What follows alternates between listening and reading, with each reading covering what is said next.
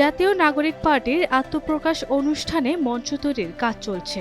রাজধানীর মানিক মিয়া অ্যাভিনিউর পশ্চিম পাশে এই মঞ্চ তৈরি করা হচ্ছে। আজ বিকাল ৩টায় এই মঞ্চ থেকেই নতুন দলের যাত্রা শুরু হবে। বৈষম্যবিরোধী ছাত্র আন্দোলন ও জাতীয় নাগরিক কমিটির উদ্যোগে আত্মপ্রকাশ করতে যাওয়া নতুন রাজনৈতিক দলের নাম জাতীয় নাগরিক পার্টি।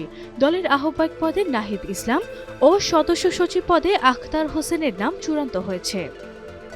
উপদেষ্টা আসিফ মাহমুদ বলেছেন, জুলাই গণ অভ্যুত্থানের মধ্য দিয়ে যে নতুন বাংলাদেশ করার স্বপ্ন তৈরি হয়েছে, মানুষের মধ্যে যে আশার সঞ্চার ঘটেছে এবং তরুণের শক্তিতে যে গণ অভ্যুত্থান ঘটেছে তা পরবর্তী বাংলাদেশের তরুণদেরকে সঠিক পথে ধাবিত করবে।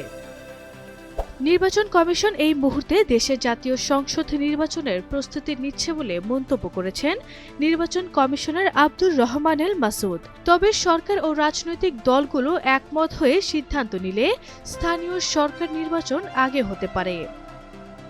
রোহিঙ্গা সংকট সংক্রান্ত আসন্ন আন্তর্জাতিক সম্মেলনকে সাফল্যের সাথে সম্পূর্ণ করার আহ্বান জানিয়েছেন অন্তর্বর্তী সরকারের প্রধান উপদেষ্টা ডক্টর মোহাম্মদ ইউনূস। আইন শৃঙ্খলা পরিস্থিতি স্বাভাবিক করতে সারা দেশে যৌথ বাহিনীর চলমান অপারেশন ডেভিল হান্টের ১৯তম দিনে ৭৪৩ জনকে গ্রেপ্তার করা হয়েছে। বিশেষ এই অভিযান শুরুর পর পুলিশ সদর দপ্তর থেকে ১৮ দিনে আলাদা যে হিসাব দেয়া হয়েছে তাতে গ্রেপ্তারের সংখ্যা ১৮,০০০ ছাড়িয়ে গেছে। দেশে ভোজ্য তেলের কোনো সংকট নেই। গত বছরের একই সময়ের তুলনায় এবার ১ লাখ টনের বেশি আমদানি হয়েছে। এছাড়া পাইপলাইনে আছে আরও ৮ লাখেরও বেশি, যা দেশে ঢোকার অপেক্ষায় আছে। তারপরও রোজার আগেই বাজার থেকে উধাও বোতলজাত সয়াবিন তেল।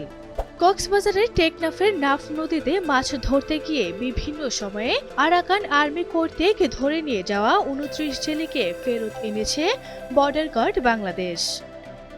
কানাডা ও মেক্সিকোর ওপর শুল্ক আরোপের সিদ্ধান্ত বদলায়নি মার্কিন প্রেসিডেন্ট ডোনাল্ড ট্রাম্প।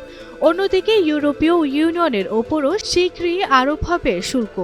২৭ ফেব্রুয়ারি এক প্রতিবেদনে কাতার ভিত্তিক এক সংবাদ মাধ্যম এই তথ্য জানায়।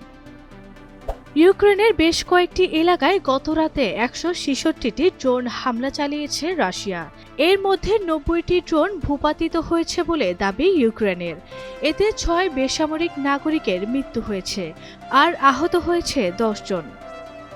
টুর্নামেন্টে কোনো জয় ছাড়াই বিদায় নিয়েছে বাংলাদেশ।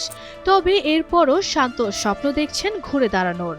তিনি বলেন, আমরা আশা করি বাংলাদেশ ভুল থেকে শিক্ষা নেবে এবং আরও শক্তিশালী হয়ে ফিরে আসবে। আমরা সঠিক পরিকল্পনা করব এবং তা বাস্তবায়ন করব।